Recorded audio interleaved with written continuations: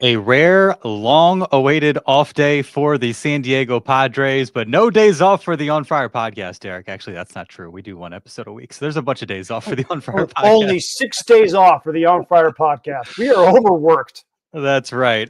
Just the second day off for the Padres since the start of the month of June, and this marathon stretch is finally behind them. 26 games in 27 days. Fernando Tatis Jr. and Manny Machado looked like they had just run the rock and roll marathon in the dugout, or in the clubhouse, I should say, after Wednesday's game. Those guys are ready for a nap for sure. As I think anybody would be. Cincinnati and Philadelphia in June and July. That's going to be great. No, it's not hot or muggy there at all. No, not at all. Yeah, don't you love that? It'd be nice to have like a nice lengthy road trip or a homestand after this, but instead shipped off to the Midwest and the East Coast for 6 straight. But at least they have a nice Thursday in Cincinnati to enjoy themselves, and then a Thursday back in town next week after the Phillies series. So they need the rest. It's finally here, and they've managed this stretch pretty well, and we will discuss what we've seen over the last few weeks. More injury things to get through, some positive updates, it seems, potential trade talk, bunch of stuff coming up on the On Fire podcast. Happy Thursday to you as well. Daniel Barry Sports Highlights. Appreciate everybody watching, being with us, whether it's live on YouTube or in your podcast app of choice. Always appreciate your time, and appreciate OGs, the sponsor of the On Fire podcast. Thanks to OGs for all they do for us, for the NBC7 sports team. Hit up one of OG's many San Diego County locations, catch a game. Always got a bunch of TVs. Everything's on when you go in there. Awesome menu, awesome beer list as well. So appreciate OGs and all they do for us. Without further ado, the walk-up music.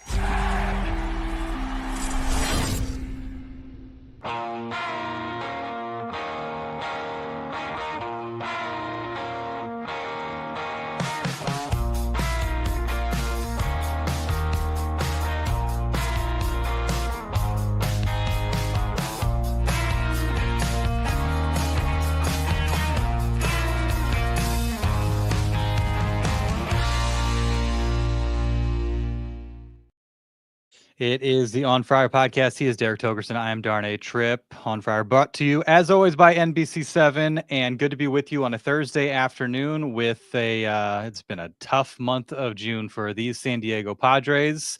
But it culminates with back-to-back series wins over the weekend. And, of course, the last few against the Nationals, which got off to a dicey start on Monday night. Had everybody rehashing probably the most infamous trade, and unless I'm missing an obvious one, there's Fernando Tatis Jr. I guess that's up there as well.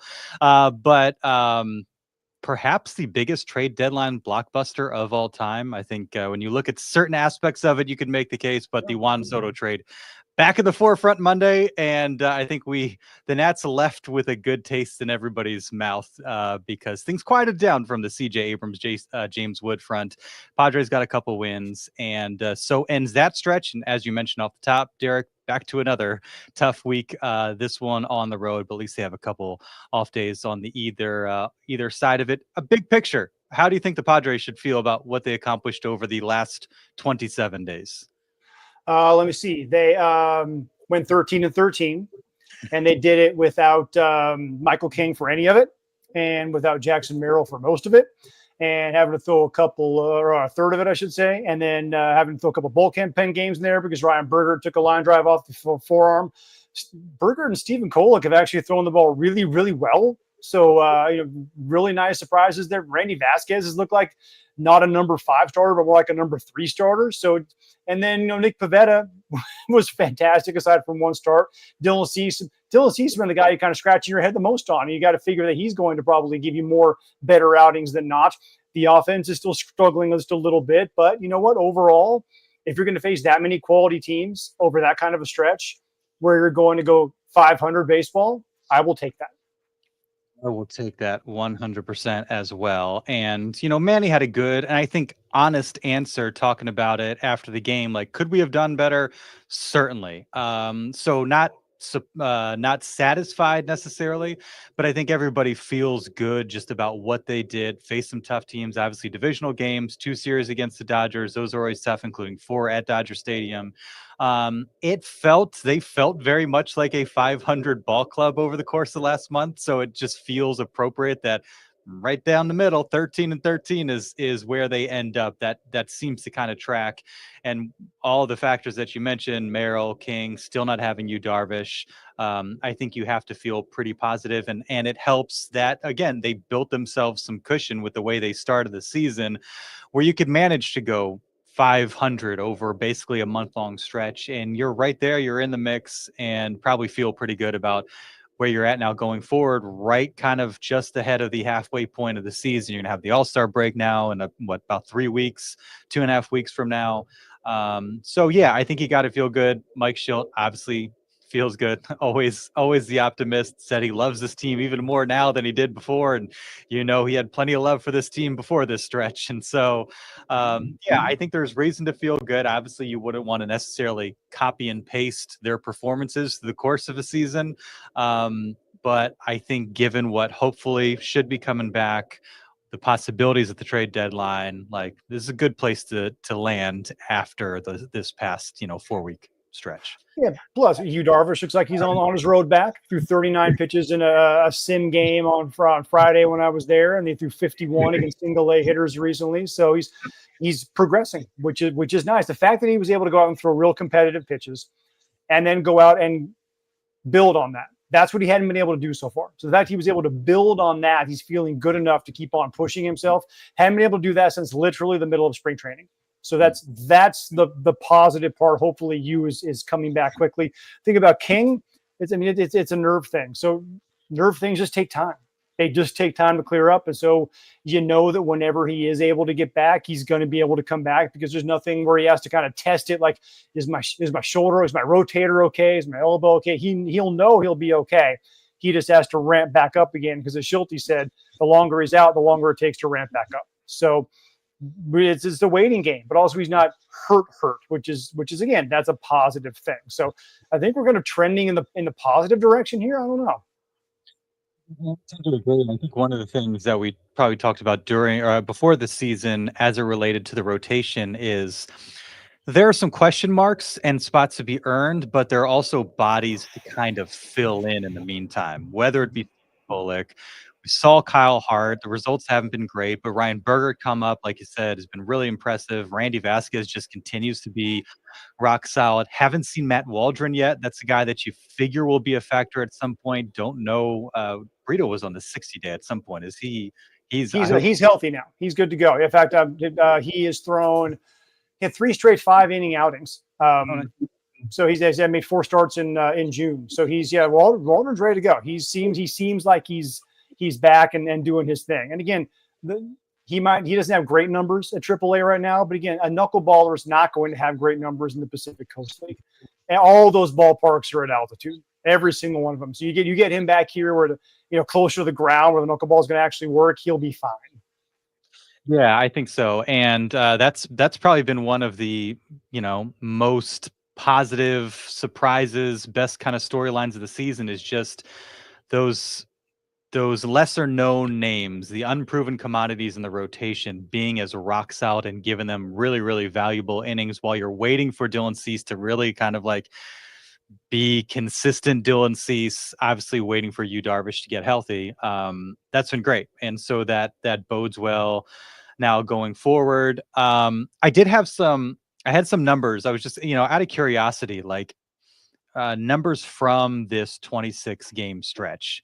And I think just kind of in looking some of the ones that jumped out to me, trying to parse between like, what is this just, how many of these are just kind of a shaky month? How many of these are potential issues that need to be addressed going forward? I'll throw a bunch at you, and stop me whenever you want, whatever kind of grabs your interest. We'll start with the rotation, because that was obviously like, you knew day in day out, you knew what the grind was going to be. You knew there's going to be a lot of value just placed on what the bullpen did, and then kind of managing the bullpen, managing their inning load. Of the starters over the course of this stretch, they're 5th in Major League Baseball in innings pitched. I think if you told Mike Shildt or anybody, Ruben Niebla going in, your starters are going to carry as much of a load as most anybody, you'd feel really, really good. And it wasn't necessarily game in, game out, but you had some of those 7. Dylan Cease had a really good 7 inning. Randy Vasquez got through 7 innings for the first time. Nick Pivetta. And so I think that's like a really, really good start. 228 opposing average, 8th in baseball during that span. Just a hair over 1 home run per 9 innings, 6th best in baseball. They've limited the long ball, 3.88 ERA, 10th best in baseball, 127 strikeouts over those 137 innings, 8th best in baseball. So again, not at full strength, but cannot be mad at what the rotation did. No, especially because there are 2 guys in it, maybe even 3 guys in it who in spring training you didn't even know would be with the club. So when you've got, in fact, 2 of them were not with the club, in Ryan Bergert and Stephen Kolek. So and you can even make the argument that Randy Vasquez maybe wouldn't have been there if Yu Darvish had been healthy right off the bat. So it's the fact that they're getting this kind of length in their rotation. Now, again, I think this, aside from Waldron, this might be about as far as they can test that depth and that length. And they certainly don't want to go too much farther into this, because then you're talking about, well, now we've got to start looking at legitimately adding an arm in a trade situation. But the fact that you've got these guys showing much better organizational depth when it comes to starting pitching than we realized coming out of spring training, that is a massive positive. No question about it. And look, the bullpen was solid as well. Of relievers, 9.8 strikeouts per 9, 6th in baseball, half a home run per 9 innings. Now, those guys aren't typically filling 9 innings, but that's 2nd best in baseball. They limited the long ball, 3.11 ERA, 8th best in baseball, a 1.6 wins above replacement for the relievers over the course of a month. 2nd base in baseball during that stretch. Really good, 220 opposing average, 8th best in baseball. It feels like the blown saves and things and the losses, they stand out, right? Robert Suarez in Arizona blowing a 4-run lead in the 9th inning. That stands, and it feels like it's worse than it really is, right? Jeremiah Estrada had an outing or 2 there where you're like, oh my God, he's too tired, sit him down, you're gonna rest. But when they're good, they're really, really, really good. Jason Adam even had a stinker or 2 in there. But for the most part, look at the entirety of it, especially given how many innings that the high leverage guys, Morahone, Estrada, Adam, Suarez, have had to throw this year, and they just got Brian Hoeing back. They've been relying on guys like David Morgan, another San Diego guy who nobody really thought was going to be on this team at any point during this year. They've had to go. I mean, Sean Reynolds is a guy who came up and had 1 real bad outing in Colorado. He was fantastic after that. They've got him kind of in reserve. They put him down in AAA when they brought Hoeing back to give him a little bit of a breather. They've got a lot more length in that bullpen than I think that, again, most people realize that they would have. So overall, it's been really, really good. Now, again, the blow-ups tend to be massive blow-ups, and they are high profile. But if you talk about the course of time over the 100 games or whatever it is, they have been one of the best units in baseball. I do have concerns, again, with those high leverage arms that they've been leaned on a little bit too much.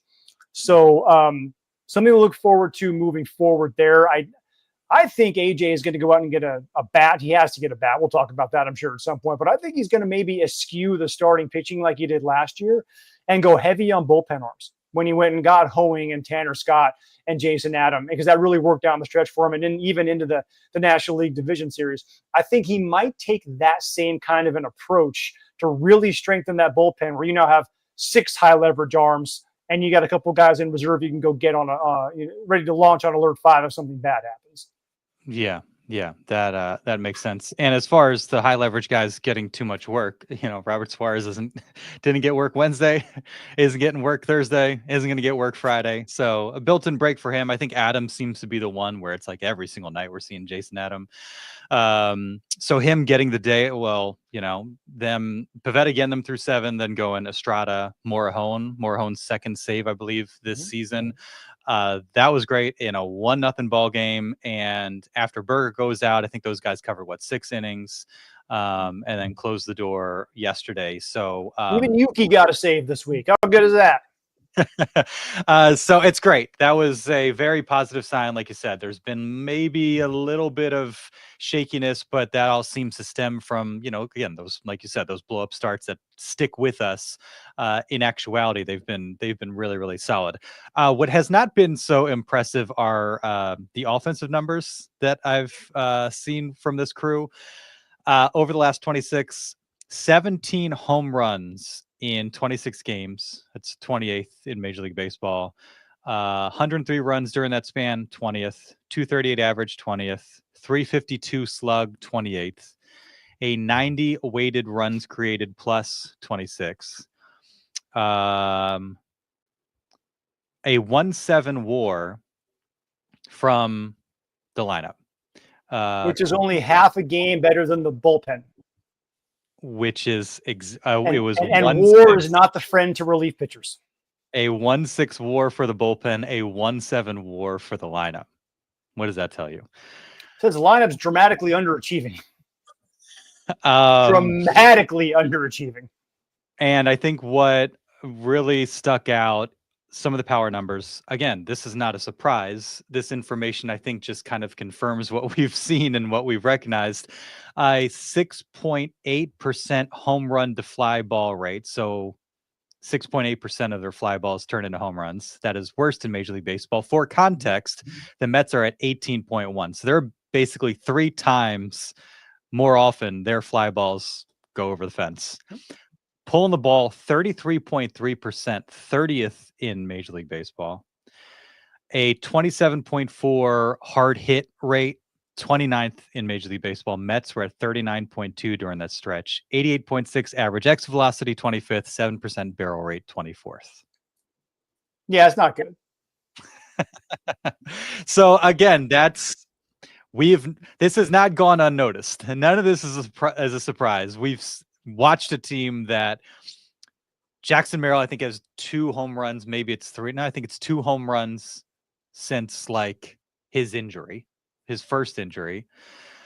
Fernando Tatis Jr. homered a couple times, but hasn't been there for him. Manny Machado's really the one that's done it. We've seen Xander homer. Haven't seen, did Jake go deep at some point in the last week? Obviously not getting it from Luis Arraez. Haven't been getting it as frequently from Gavin Sheets. And, in the meantime, we've seen teams like the Dodgers. We saw it with, James Wood the other night. Big dramatic swings that turn a 1-run game into a 4-run game, or a tie game into a 2-run game. Have not gotten that very often from the San Diego Padres. And it seems like every run takes a hit, a stolen base, a bunt over, a sac fly. It's like so many ingredients just to get anything across. That was the case yesterday, and it's hard to live by. Well, you look at the lineup right now, and this is exactly why they need to find a bopper for left field, right? Toddy's got power. Manny's got power. Merrill's got power. He only played 48 games. He eventually, once his body gets right, he will be okay. Sheets has power. Jake has the potential to hit a few out. The catchers combined have the potential to hit a few out if they run into one every now and again. But then you're relying a lot on guys like Luis Arraez, is not going to hit the ball out of the ballpark. Tyler Wade hasn't hit the ball out of the ballpark since 2022 off Alek Manoah. That's not a joke. That's his last homer game in 2022 at the big league level in a regular season game. I'm more impressed that you know exactly who it came off of. He told me in spring training. Yeah. I said, when was your last home run? He's like, I remember it, 2022 off Manoah. I went, oh my God. He was with the Angels at the time. You're not going to get a whole lot from Trenton Brooks, who's spent some time out there in left field. The problem is this would all be glazed over if Xander Bogaerts had more than 4 home runs, right? If you had that fourth or that fifth guy who's going to give you anything resembling slug, you're going to feel a lot better about that. So you're putting guys like Merrill in, like Wade in left. You can't have guys behind the catcher who are not hitting the ball out of the ballpark, and you can't have your entire right side of the infield not hitting the ball out of the ballpark. I love the offense when it's clicking and everybody, you get that one inning where it's walk, single, double, single, single, single, walk, single, double. Those are great innings. Those are a lot harder to come by than one swing. You got 3 runs because the ball left the ballpark. So if they're relying too much on these long rallies, it's going to be an issue. You should have that ability as an offense. It's a great ability to have as an offense, but you can't make it your only way of scoring runs. You've got to find a real threat in the middle of that lineup, preferably from one of the corner infields or outfield spots, that can make a difference, because you know that dude's in scoring position when he's in the batter's box. That puts fear into opposing pitching staffs. It changes the way they have to pitch to the other guys in the lineup. They've got to find that guy. They have to find that guy, because right now he's not on this roster. I mean, again, unless Bogaerts all of a sudden hits 20 in the second half, that guy's not here right now. Oh, and it is glaring. And speaking of Bogaerts, and I'm still hopeful, but I just think it's funny. Like Thursday after Wednesday has a big hit. Thursday 4 hits, Friday 3 hits, Saturday 2 hits, Sunday 1 hit, Monday and Tuesday 0 hits. So it's literally like that was fun. But feast or famine. Yeah, but you mentioned the Mets. Brandon Nimmo has 15 home runs. He would be tied for the lead with the Padres right now. He's 4th on that club in homers. Like, it's Lindor hits the ball out of the ballpark. Alonso hits the ball out of the ballpark. That malcontent in the outfield hits the ball out of the ballpark. You got a lot of dudes on that roster who can hit the ball out of the ballpark. And it makes a difference. It makes a real big difference. Yeah, makes a huge difference. And now Xander Bogaerts, he's got something with his shoulder after that slide on Tuesday, held out of Wednesday's game. Shildt. Yeah, they made that sound like it was like, he's a little sore, he'll be okay. But again, with this club's history of injuries, would anyone be surprised if he was like, torn labrum, he's out for 2 months? Yeah, and it was the left shoulder last year, right? Wasn't it his glove shoulder? He fell on. He broke it. Yeah, he broke the bone there diving. And then it was the left shoulder that the catcher kind of put down his knee and he ran into at the plate. And so, a guy that it seems like whether it's the wrist or the shoulder, something has zapped the power out of that bat. I'll tell you what, like watching CJ Abrams and some of the balls that fly off his bat, you're like, you look at Xander Bogaerts, you look at CJ Abrams, like one is like a little more muscle bound than the other. A lot. Yeah. But CJ's lanky, man. See, but again, this is what I loved about him when he was here. That swing has got some whip in it. Yeah. Like, he generates some bat speed. He's got the James Woods the same way. Like, he's taller and lankier, but man, his swing for a guy that size is really compact. Xander always looks like he's swinging the ball to hit a single. Mm-hmm. It's weird. Like, I want to see him just come out of his shoes a couple of times. No, he's talking about what Tatis shouldn't be doing because he swings too hard. I want Xander to do that a couple of times. Like, just get out of your comfort zone. Put yourself on your own behind because you fell over swinging so hard. Just get him out of this. I think he's been so upset because he said he's hit the ball hard a lot at people. Right, he's had a lot of tough luck outs. Mm-hmm. That the numbers say that. It's eye test says that. So I think he's been so hell-bent on just getting on base that he's almost like taken some of the pop out of the swing himself. Like, I just got to put the bat on the ball and hope something good happens because it's been such a hard road for him.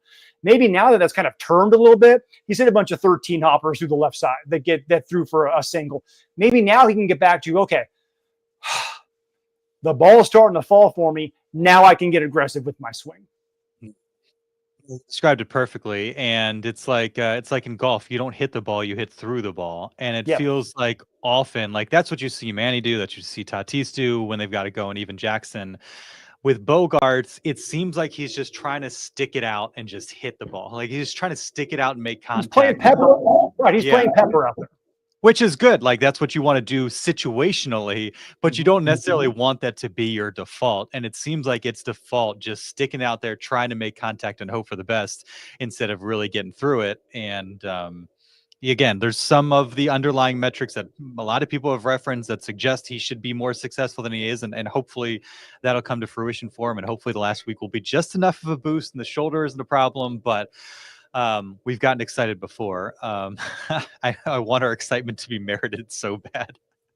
Well, I was there on Sunday when he hit that double in the ninth inning. And that looked more to me like what I saw with Boston's Xander Bogaerts. I mean, he got a ball in and he turned on it and hit it 108 off the bat to left center field that shot by the outfielders and got to the gap for a double. Like that was okay. Oh, okay. That swing looked like the guy that we're hoping that is coming back. But then in the series against the Nationals, it was like he kind of went back into his shell a little bit. I don't get it. Yeah, and the Dodgers swing as well in the ninth inning of the loss. As soon as he made contact, you're like, that is a double. It was ripped hard in the air into the gap. You're like, oh my gosh, like seeing that from Xander Bogaerts seems like so rare. Where off the bat, you're not hoping it drops or something like that. Off the bat, like we're in business. Just haven't seen that enough. While we're talking about the offensive side of things, Mike Shildt finally tinkered with his lineup a bit in the last week.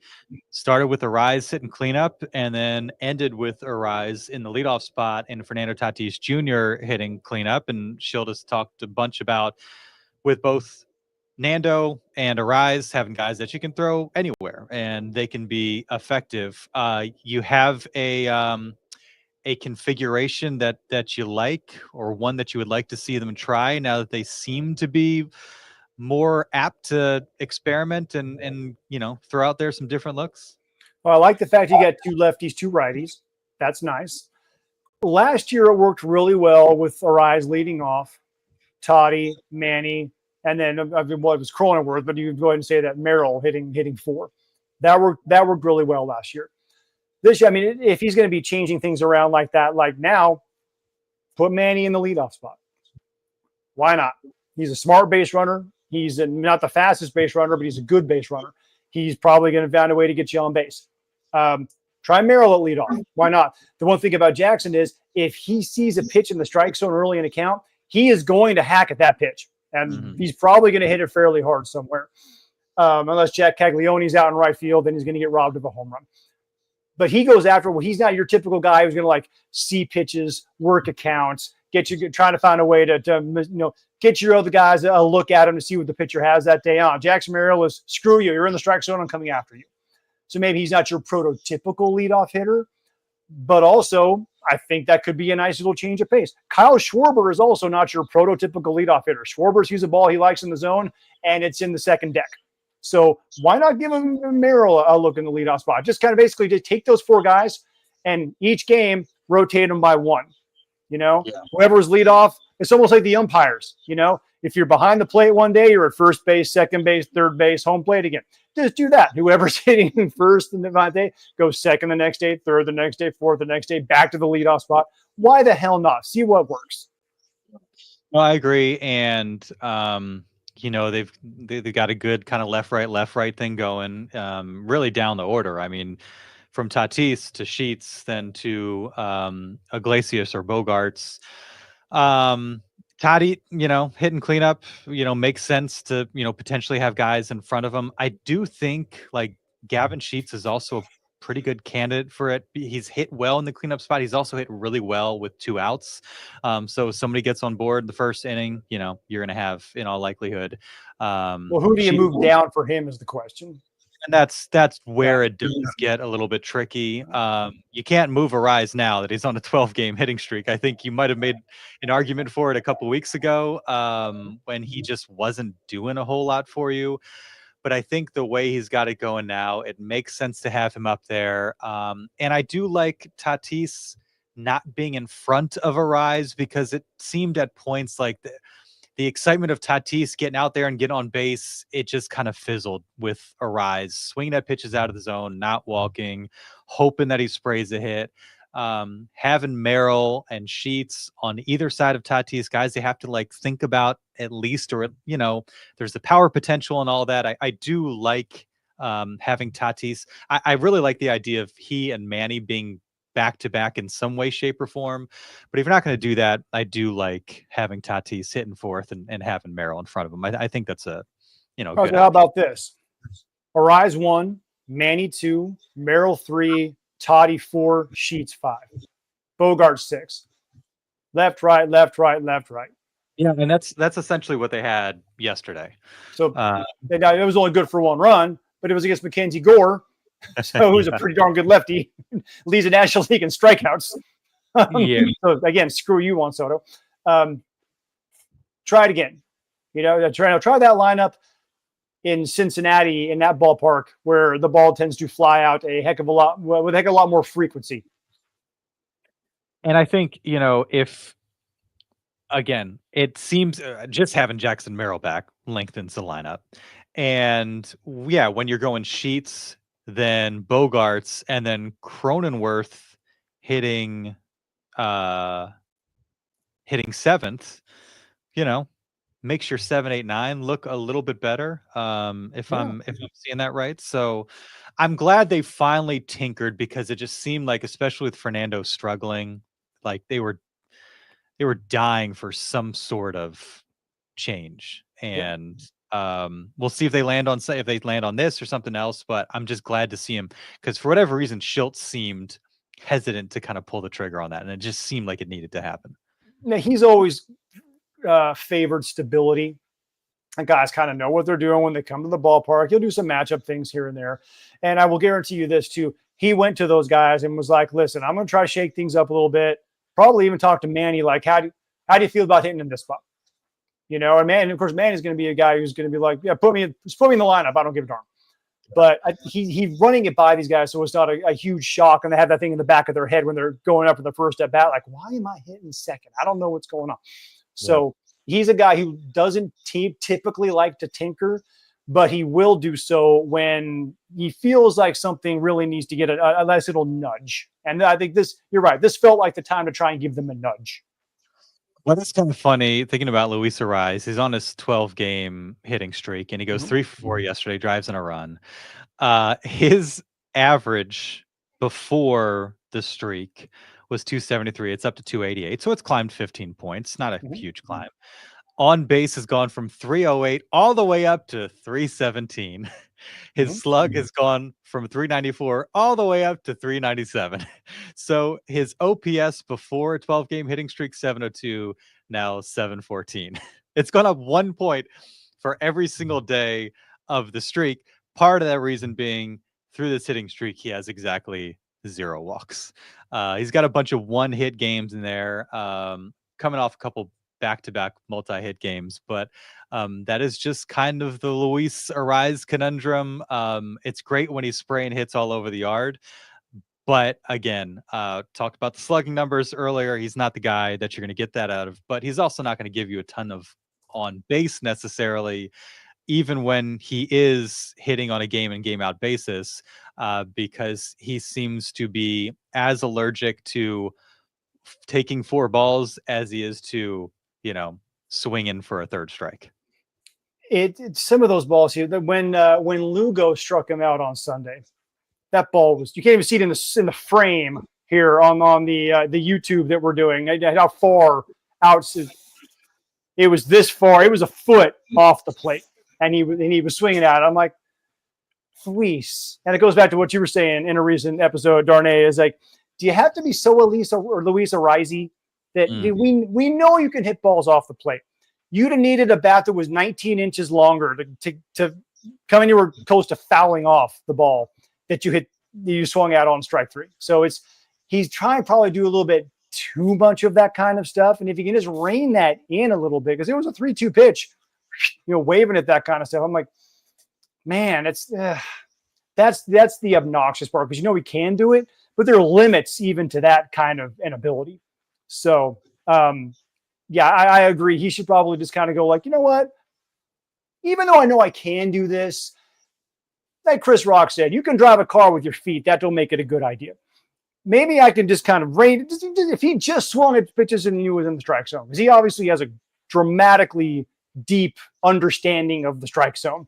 If he just swung at those pitches, I wonder what he is capable of. Because you're talking about possibly a 400 hitter, right? You're talking he's got a 12-game hitting streak. Like, look out, DiMaggio, right? It could potentially be that level of, this guy is that good with his bat to ball stuff. Probably one of my favorite stats ever in baseball is in 1941, Joe DiMaggio hit 408 during his 56-game hitting streak. For the season, Ted Williams hit 406 for the year, and DiMaggio won the MVP. Which we love a good streak. We love a good streak. That's all it comes down to. I would love to be a fly on the wall for a hitting conversation between Luis Ariz and Juan Soto. Just because you mentioned the feel for the strike zone, they both have it. One utterly disregards it, and the other adheres to it pretty well and has had a ton of success doing so. And just the topic of taking walks and refusing to let ball 3 or ball 4 go by because he knows that he can make some sort of contact. It's just interesting, back-to-back seeing two hitters that are kind of wizards in their own way, frustrating also in their own way, but do it so differently. I'll be the pedantic a-hole here because I just don't want to hear that Juan Soto in a conversation with anyone because he's such a boring individual. So Louis is great. Luis Ariz always has a smile on his face. He's always in the clubhouse shucking and jiving. He is one of my favorite people. He legitimately is just so happy and so upbeat. He loves everybody. That's what I love about Luis Ariz. He can be in my clubhouse any day of the week and twice on Sunday. So I think that would be a very different conversation because you got one who's very stoic and goes about his thing his way. Another guy who'll talk to anybody about anything at any time. Yeah, it might be hard to do that conversation because Juan Soto would have his headphones in the entire time. Yeah, exactly. And he'd be late for it too, which is kind of disrespectful. You got anything else you want to talk some trades? Yeah, trades are always good. What's out there on the rumor mill? I've been focused on how great Milan Alosky is. You're gonna Milan Alosky. That was incredible. You're gonna love this one. Jim Bowden of The Athletic. Derek. Oh God, he's going steadily down the Bob Nightingale path. Here we go. Yeah, he's like, I don't see the Bowden. I don't see the Giants doing anything big. 2 days later, Rafael Devers. Well, this would be big. This would be big, maybe too big. He proposed the trade with the Marlins for, you can probably guess, Sandy Alcantara. He pitched a trade in which, and I don't have my Athletic credentials, so the Miami Marlins SI page, this is where I'm reading this from. A potential landing spot for Alcantara pitched a trade in which Miami would send the right-hander to the Padres in exchange for catcher Ethan Salas, shortstop Leo DeVries, and pitchers Humberto Cruz and Braden Nett. Oh, my God. It's a steep price for the Padres, Bowden wrote, but if he's moved, Alcantara will be the best pitcher trade at the deadline. Dylan Cease and Michael King will be eligible for free agency after the season. Adding Alcantara would assure San Diego of an ace to lead its rotation into next year. Alcantara is signed through 2026, has a $21 million team option for 2027. Okay. I was waiting all day. I've been waiting all day to pitch you this proposal. First, no. Second, see first. Because he's gonna look at it right now. He's got a 6.69 ERA, right? And here's the thing that Bowden does. This is why he failed as general manager so many times. Is I don't care what his potential is. And by the way, when I was at the All-Star game in 2022, I was asking some of the guys, if you could have one weapon from any of the guys around here, like your other All-Stars, what would it be? 3 different guys told me they wanted Sandy Alcantara's changeup. Like that's how good that pitch is. But he's got a 6.69 ERA coming off of Tommy John surgery. If they trade him now, they're selling low. The Padres don't have to give up their top 2 prospects for Sandy Alcantara right now.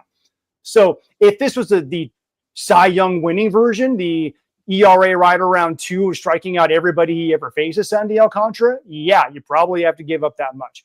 But you don't have to give up Ethan Salas and Leo DeVries. You might not even have to give up either one of them. And certainly, and DeVries is off limits. Salas we can talk about, but DeVries is off limits. So maybe a guy like that. Now, if he goes out in his next, leading to the trade deadline as his next 3 or 4 starts, and he's suddenly, bam, he hits the time machine and he's Sandy Alcantara again, now we can talk again. But you do not have to give up that much for him right now based on what his track record was, because he's coming off of Tommy John surgery. And so far, he's shown that he's not all the way back, and it's been halfway through the year now. You don't know if he's going to get all the way back. So no, Jim, you don't give up that much for a guy with upside when he's not playing well. You don't have to. Good Lord. That was good. That was a good answer. Oh, so stupid. And the other thing too is like we've also seen you're doing this for 2.5 years of team control, Right. with the option 2027, which we thought there's a good chance Cease and or King would be gone. So it does bode well that, if you made a trade for Sandy Alcantara, maybe you see it through to the finish line. Right. But that the part's issue, awesome. And Cease is gone. Let's all agree. He's a Boris guy. He's going free agency. Cease is gone after this year. Let's go ahead and just accept that now. but you also run into the possibility of that 2.5 years being 1.5 year if you don't think you can keep a guy and you feel like you have to trade him. Now you'll get something back in return. And if it's Sandy Alcantara and he has a really good 2026 season, it could be a solid return. But that's what always concerns me is like 3 years of team control really being 2, because you don't have the money to sign him to a 30 per year deal if the Sandy Alcantara returns. So that's another. It's a team option for 27, right? Yeah, but even still, like, does that void with a trade? Because a lot of times those options void with trades. That's a good question. That part I don't know. Well, I mean, he was pitching it as though that would be part of the upside of trading for Alcantara, is you'd have the potential of having him in 2027 as well. My thing is them running into a situation where, like you said about Dylan Cease, we can't re-sign this guy, so we're going to have to probably part with him and get something back in return, which again, they didn't do for Dylan Cease, but it's just always a concern and something I feel like you have to factor into these trades. It's basically, this is Juan Soto trauma talking, because we thought we were going to have him for 3 postseason runs in San Diego. You got through 1.5 seasons, knew there was no way you're going to be able to keep him around, and you had to deal. Again, you didn't deal him for nothing, but just something that kind of figures into the calculus of it all. Right. Okay. So looking at his contract, according to Spotrac, there is a $2 million buyout for 27, which I don't know why you'd do that if it's only $21 million, which again, I say only, but that's pretty darn good for a guy if he's going to give you what you think he's going to give you. And his trade assignment bonus is $1 million. So it's not cost prohibitive. Yeah. I don't think that specific trade is going to happen. No, no. Now, Alcantara, sure, absolutely. You don't have to give up your top 2 prospects to get him. Okay, so ESPN put out their ranking of the top 50 available trade deadline candidates. Mm-hmm. And, in all these, they have best fits. And those list of best fits often in this list featured the Padres, among other teams. Second best available player, Jarren Duran. Right there at the top of the list, best fits, San Diego. Not a surprise. Mm-hmm. We've discussed Jarren Duran. Sandy Alcantara, number 3. Chance for trade, they have it at 60%. Padres. Who was number 1 on the list? Number 1 on the list was Alex Bregman, and they put him at a 10% chance of a trade. So, didn't Boston literally just sign him this offseason? Yeah. So Anyways, that one seems less inclined to happen. I don't get that one at all. Just from the perspective of no other team in Major League Baseball wanted to give him that contract. Mm. So now they're going to take on that contract and give up players. Yeah, probably not. So Boston, I mean, unless Boston's willing to eat a big chunk of it, then I could see it. Freddie Peralta on the list. Chance of trade, 20%. Padres there as well. Eugenio Suarez, 5th on the list. They did not list the Padres. That's the guy you brought up a couple weeks ago. That's that division thing. Yeah. But man, they could use them. They could use them. Seth Lugo, old friend, who we saw on Sunday. Mm-hmm. Padres as a potential fit. Zach Gallen. They're just predicting a D-backs sell-off, or at least floating it out there as a possibility. Yeah, I've heard a lot of this stuff about the Diamondbacks going into sell mode, but they still have so much talent on that team. Like, I'm looking right now, They're 3 games out of a wild card spot.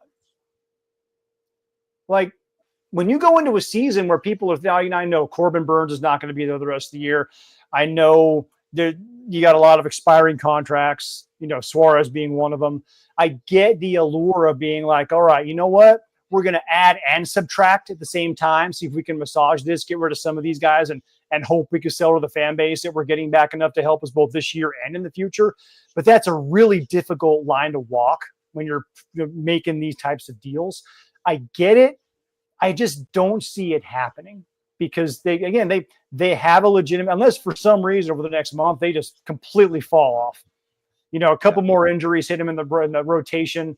They got, Marte or Carroll goes down. It'd have to be something like dramatic for them to go, all right, we're going to wave the white flag and get rid of some of these assets and retool for next year. Yeah. Let's see. We've got Marcell Ozuna in a contract year. If anyone is right-handed back, could be a DH guy. Yeah. Probably not going to cost you too much, but he's not a good dude, and I'm always hesitant to bring not good dudes in. Yeah. Let's see where else. There's like a handful of names that would be top of mind. Jarren Duran being one of them. There's another guy in the outfield that is like, they have him as a 90% trade candidate. You'd probably guess. God, it can go a lot of different ways here. What division? As soon as I say it, you'll know. He is in the AL Central. AL Central. Who? They've made some notable trades with this organization before, Derek. As soon as I say it. The Royals? Luis Robert Jr. Luis Robert. Oh, yeah, of course. He's a guy we've talked about on this podcast as well. I'll be like, is he a change of scenery candidate? And again, that's a guy who you are buying really low on. By the way, the White Sox are so bad, I forgot they were in the American League Central. So that's on me. They haven't been relegated yet. They should be in some high A league or something. Yeah, they got him as a 90% trade candidate. He's sitting 185. Yeah, 185, 267, 305. It's ugly. It's a 584 OPS. Did homer the other day. He's got 8 of those. Has a pair of. Where would that put him amongst the Padres? Oh God, that's a good question. Let me see. Third or fourth behind Manny, Tatis. They would tie him for third with Lockridge and Machado. Is he got? Hey, you know what? No, Manny has like 13 homers at this point. Oh, I'm looking at stolen bases. My bad. Because he has 22 stolen bases, which would put him at easily number 1 on the Padres. At 8 home runs, that would put him at 4th, right behind Gavin Sheets. There you go. Take that. So it's, you know what, dude? Why not? Rob, I like the idea of Luis Robert because obviously the White Sox players have not panned out the way that they're doing something organizationally that's not helping these guys live up to their potential. They're just not. Gavin Sheets being a perfect example. He was a sandwich pick. He was a top 45 pick in the draft. He's big, strong, shows some signs of potential, but it isn't working in Chicago because he's not getting the right coaching. Comes to San Diego, Victor Martinez immediately like, dude, stand up. Gets him a little bit higher in his stance. He's ripping the cover off the ball. He's going to easily run away with a career high in home runs. Maybe Luis Robert Jr. can have the same kind of thing happen. Come here, get with some decent instruction, and all that natural talent he has, finally mushrooms. Very Preller-ish type of acquisition. Now we've seen a lot of these be like Rule 5 guys or guys that were DFA'd or just a throw in a trade, but like the toolsy former top prospect types, Jerks and Profar being a great example. That would fall right in. Like, it just feels like a Preller type of deal or acquisition to get a guy like Luis Robert Jr.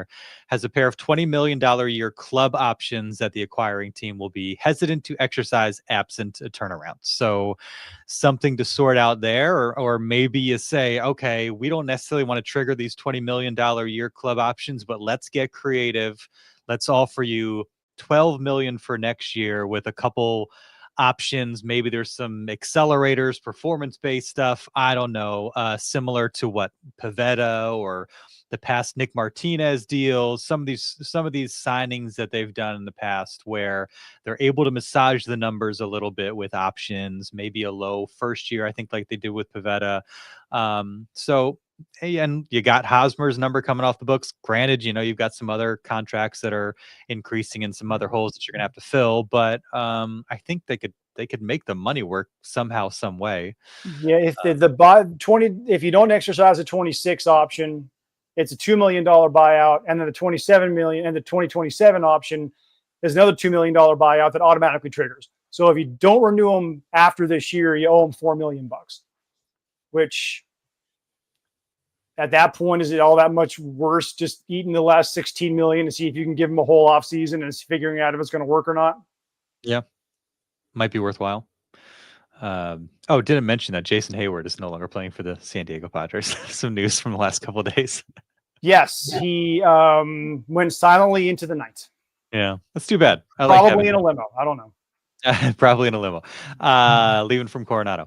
I like Jay Hay. I like having Jay Hay around. He's a good dude. Yeah, he's one of those guys who is immediately going to go into a broadcast booth somewhere because he's awesome. He understands the game. He's a good dude. He really is. I really liked having him around. He was working with a lot of the younger outfielders. He was helping Gavin Sheets learn basically on the fly how to play left field. If he's a guy, if you can keep him in an organization in some capacity as a coach, instructor, broadcaster, whatever it is, yeah, absolutely do it. I got to share with him my Jason Hayward MLB debut story, and he seemed to really appreciate it. So that was a nice personal connection. Nice. Taylor Ward, chance of trade, 45%. Another guy that we've discussed, and I think everybody's discussed. Yeah, he's one of those guys who kind of is what he is, but what he is better than what they have right now. Yeah. So is he the difference maker? No, but he's definitely an improvement. Let's see who else we have here on this list. Scrolling down. Tyler Mahle of the Rangers, 30% chance of trade if they want to go the starter route.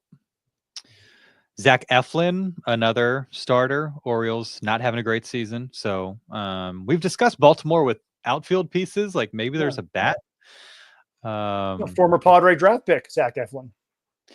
Adolis Garcia of the Rangers, a guy who has been a thumper in his career.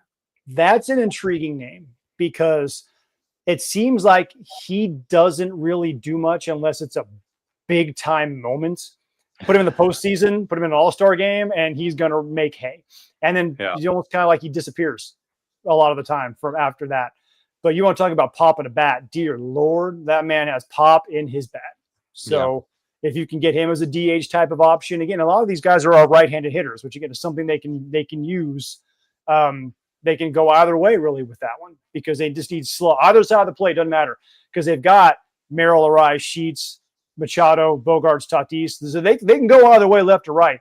They're not looking for like a left-handed bat or a right-handed bat. They can grab whoever can provide slug, go get that guy.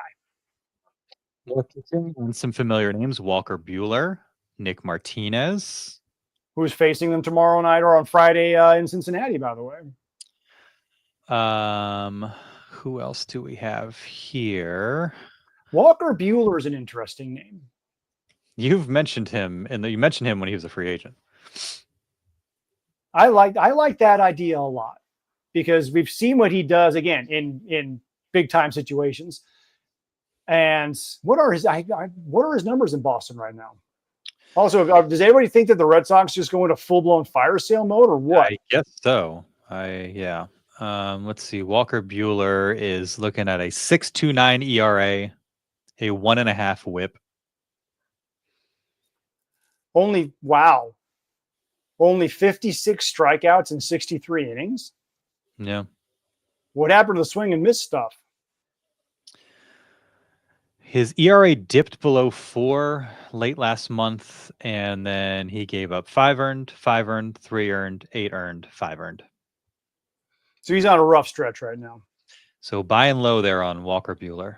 Ruben Niebla reclamation project. Let's see. These don't have best fits attached to them, but probably not Rhys Hoskins. I've mentioned that past as a free agent. Jesus Sanchez down the list. Any other? A lot of pitchers. Yeah, so I mean those are the names. Some obvious, some maybe more surprising. But bats. Need a couple of bats, and need a couple of bats that will get here and show up, because that's been a problem in the past at the deadline. Need a couple of bats. And as we know, that is a fairly comprehensive list. It is not as comprehensive as the list that AJ Preller has assembled, because he always sees something that everybody else doesn't see. Always. Do you think AJ keeps things like written down? Do you think he's a pen paper guy? Do you think it's like the notes app on his phone, Excel No, I think it's all here. That was my next question. Yeah, or is it it's all just a matrix in his mind? He's like, okay, ever watch Iron Man? And like you see Robert Downey Jr. and Jarvis does all the stuff, and he can like grab stuff in midair, like the virtual reality thing, and throw them all around and put all these pieces together and stuff. That's what actually happens inside AJ's head. He sees all these things, and he kind of like, without actually grabbing them through AI or virtual reality, and then puts them in different places. He just spins all this stuff in his head and sees exactly how it's all going to fit together. He's like a savant. What's up to our boy Roberto? What's up, Berto? Yeah, there's another, right before you got to Iron Man, there's a show called Drops of God that if you are into wine at all, you should watch Drops of God.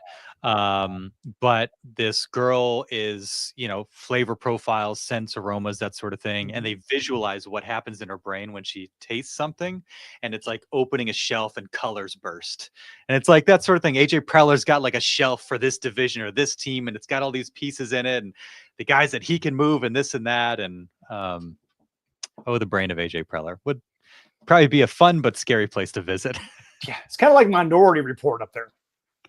It's been a long time since I've seen Minority Report. It was one of the more interesting Tom Cruise movies. It's one of those where it's like you can see he's really trying to act, but still can't quite get there. But he does a capable job.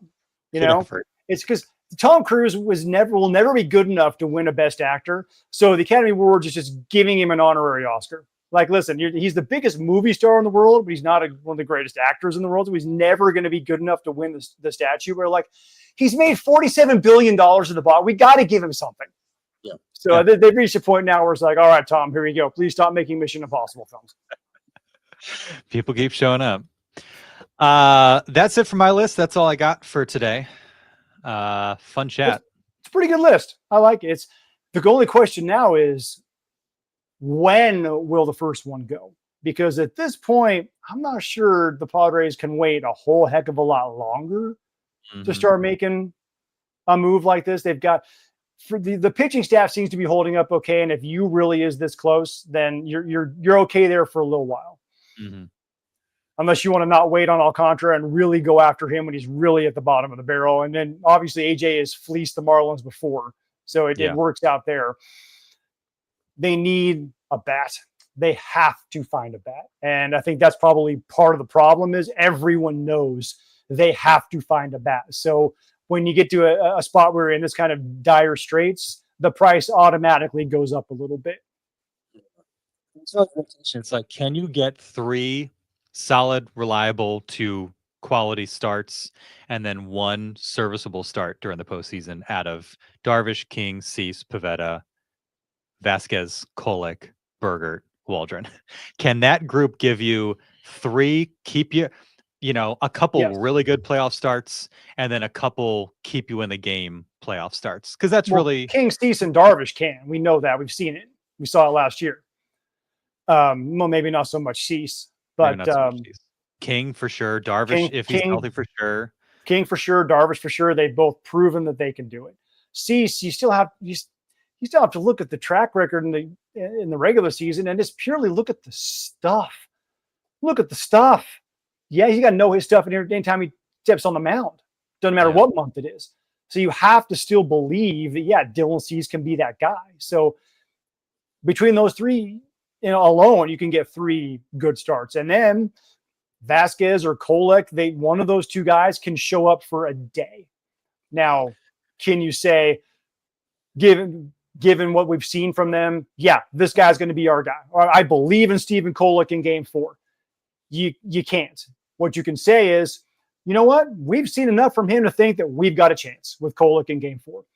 But you don't feel nearly as good about it as you do saying we got Darvish on the mound in Game 4. Well, and the guy that you didn't mention was Nick Pivetta, who has 3 postseason starts to his name. 2021, 13 2/3, gave up 4 earned runs. That's good for a 2.63 ERA. You're right, but that is the other guy. So yeah, between those, we throw Nick in there too. You're good. You're good. Get 3 bats. He what? Get 3 bats, please. Yeah, 3 at least. At least. Because you know what the bench does need to address. We didn't even talk about the bench. The bench probably needs addressing because you need to have that guy who can come off in a pinch hit situation and be a threat to put the ball out of the ballpark. They don't have that guy either. No, they do not. All right, we'll be back with you. Was it after the Phillies series? And then who do they face at home when they come back? Do you remember off the top of your head? Top of my head, I do not. But that started the 10-game homestand, though, right? Leading the All-Star break? It's the Mets. It's the Rangers. No, sorry, it's the Rangers. I was looking at the end of July. It's the Rangers, Diamondbacks, Phillies. Yeah. Oh, so we'll get to see Adolis Garcia in person. We will get to see Eugenio Suarez in person. We had to see probably Zach Gallen in person. I'm digging it. Yeah. Maybe a couple of auditions. Could be. I like that a lot. We will set the table for the 10-gamer next week on the On Fire podcast. Appreciate you, everybody.